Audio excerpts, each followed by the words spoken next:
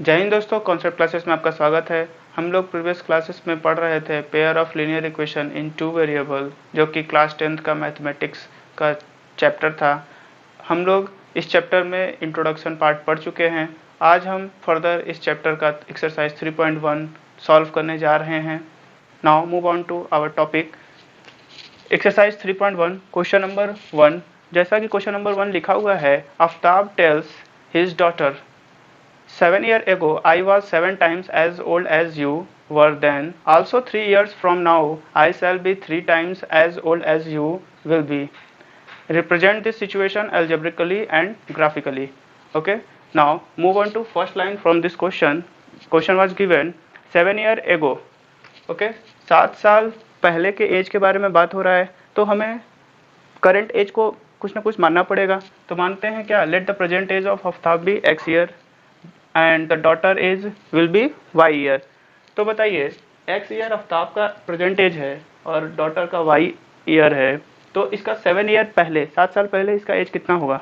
Obvious सी बात है, 7 साल पहले कितना होगा? x माइनस 7 और y माइनस 7। तो Aftab age 7 year ago x minus 7 और डॉटर का एज y माइनस 7 ईयर्स होगा। ठीक। अकॉर्डिंग टू क्वेश्चन दिया हुआ है, I was 7 times as old as you, means 7 year ago क्या बताया जा रहा है कि आफ्ताब बोल रहा है कि वो डॉटर के एज का 7 टाइम्स था। ठीक है, डॉटर के एज का 7 टाइम्स था। तो कौन बड़ा है? आफ्ताब बड़ा है। तो अगर मैं डॉटर के एज में 7 का मल्टीप्लाई कर दूं तो वो आफ्ताब के एज के बराबर हो जाएगा। ठीक है, तो x minus 7 is equal to 7y minus 49। ठीक है, तो x माइनस ये 7y को लेफ्ट साइड ट्रांसफर किया इज इक्वल टू माइनस 49, ये उधर जाएगा plus 7, it will equal to minus 42। This is our first equation. अब फर्दर क्या बोला है, आफ्टर 3 ईयर्स, अब 3 साल बाद, मतलब प्रेजेंट एज के बाद 3 साल। ठीक है, क्या कंडीशन है? I shall be 3 times as old as you, means बोल रहा है आफ्ताब जो है डॉटर के एज का 3 टाइम्स हो जाएगा। तो आफ्ताब तो बड़ा हो गया, तो उसके डॉटर के एज में 3 का मल्टीप्लाई करेंगे तो वो आफ्ताब के एज के बराबर हो जाएगा। तो बात कर लेते हैं 3 साल बाद उन दोनों का एज क्या क्या होगा। ठीक है, आफ्ताब का एज तो x प्लस 3 ईयर्स हो जाएगा और डॉटर का एज y प्लस 3 ईयर्स हो जाएगा। और बोला क्या जा रहा है अकॉर्डिंग टू क्वेश्चन, आफ्ताब का जो एज है वो डॉटर के एज का 3 टाइम्स हो जाएगा। तो इक्वलिटी हमें करना है, दोनों को इक्वल करना है, हमें दोनों को इक्वल करना है। इसके लिए डॉटर के एज में 3 का मल्टीप्लाई कर देंगे तो ये दोनों इक्वल हो जाएगा। After solving x plus 3 is equal to 3y plus 3 3 9, x minus 3y is equal to 6। This is equation 1 and 2 required solution of algebraic expression. Equation first और इक्वेशन 2 जो है, इस इक्वेशन का फर्स्ट पार्ट को represent कर रहा है, जो कि एक अलजेब्रिक एक्सप्रेशन को शो करना था। ठीक है, now move on to graphically representation of this two equation. हम ग्राफिकली रिप्रेजेंटेशन करेंगे इन दोनों इक्वेशन का। अब x minus 7y is equal to minus 42 को रिप्रेजेंट करना है और x minus 3y is equal to 6 को रिप्रेजेंट करना है। तो इन दोनों इक्वेशन को रिप्रेजेंट करने से पहले हमें कोऑर्डिनेट चाहिए। ठीक है, तो कोऑर्डिनेट कैसे निकालते हैं, प्रीवियस क्लासेस में हम लोग पढ़ चुके हैं। ठीक है, तो x और y दिया हुआ है, और जब हम x की वैल्यू माइनस 7 पुट करेंगे, y की वैल्यू 5 आ रही है, जब 0 पुट करेंगे 6 7 फिर 7। अब ये कैसे वैल्यू आया, अब इसको यहाँ देख लेते हैं। एक वैल्यू यहाँ पे निकला हुआ है, पुट इस इक्वेशन में x की वैल्यू माइनस 7 पुट करें। ठीक, तो क्या होगा, minus 7 minus 7y is equal to minus 42, minus 7y is equal to minus 42। अब ये माइनस 7 उधर जाएगा, प्लस 7 हो गया, माइनस 35 आ गया, y is equal to minus 35 by minus 7, this will be equal to 5। तो इसी प्रोसेस के थ्रू बाकी सभी वैल्यूज हम इजी वे में निकाल सकते हैं। ठीक, और in same way x minus 3y is equal to 6 के कोऑर्डिनेट को भी इसी तरह हम वैल्यू पुट करके निकाल लेंगे। अब इस वैल्यूज को ग्राफ पे प्लॉट करना है। अब इस ग्राफ पे कैसे प्लॉट करेंगे, हम जानते हैं ग्राफ पे 2 एक्सिस है, एक x एक्सिस है और एक y एक्सिस है। फर्दर x एक्सिस और y एक्सिस के जो मीटिंग पॉइंट है, that point is known as origin, oh. Okay, origin के राइट साइड में plus x axis, left side में minus x axis, upper side में plus y axis, lower side में minus y axis. अब जो भी values है इसे हम इसे ग्राफ पे प्लॉट करना है। तो जैसे जैसे देख रहे हैं, x की वैल्यू माइनस 7, x की वैल्यू माइनस 7 है, निगेटिव में जाएंगे, तो y की वैल्यू 5 है, तो 5 प्लस में 5 है, मीन्स अपर साइड में दिस वैल्यू। तो ये हमारा माइनस 7 5 का कोऑर्डिनेट मिल गया।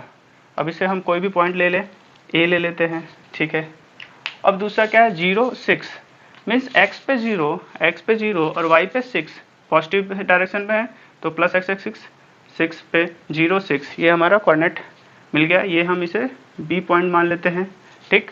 अब 7 पे 7, x पे 7 y पे 7, x पे 7 और y पे भी 7, ये हमारा x पे 7 और y पे भी 7 7 7।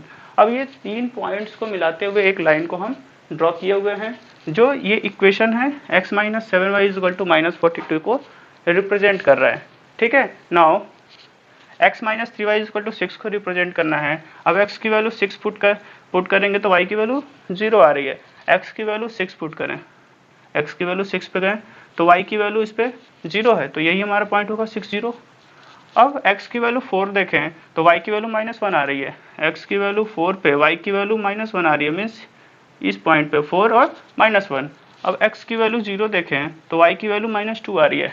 x की वैल्यू 0 पे y की value -2, this is the point 0 -2। अब इन तीनों पॉइंट से होते हुए एक लाइन हम ड्रॉ किए हैं। This line represents x minus 3y is equal to 6। This is graphical representation of x minus 7y is equal to -42 और x minus 3y is equal to 6। Now question number 2 of exercise 3.1। Question में क्या दिया हुआ है, the coach of cricket team buy 3 bats and 6 ball for ₹3900।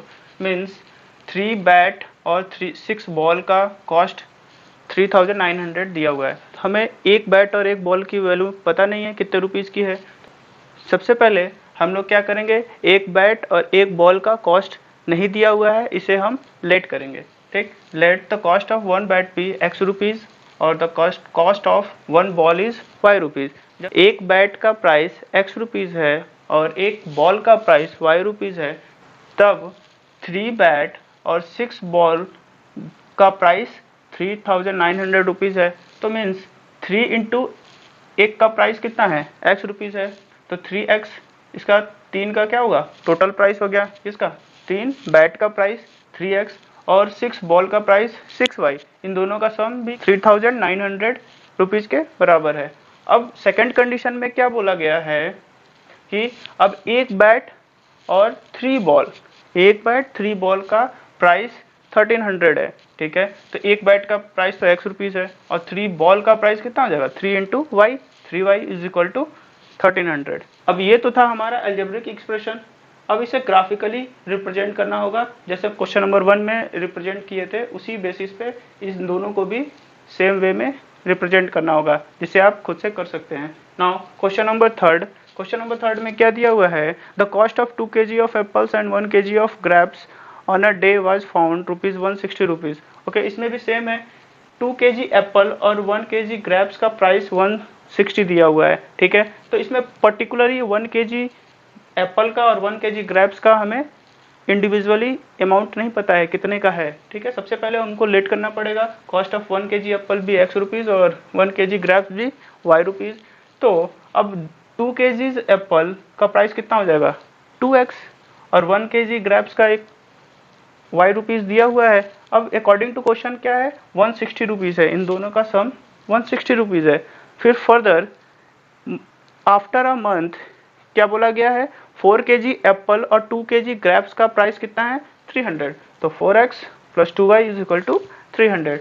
Equation 1 and 2 represents algebraic expression for question number 3, and for graphical representation as question number 1 की तरह ही हम इसे plot करेंगे ग्राफ पे, जिसे आप खुद से कर सकते हैं, ठीक है।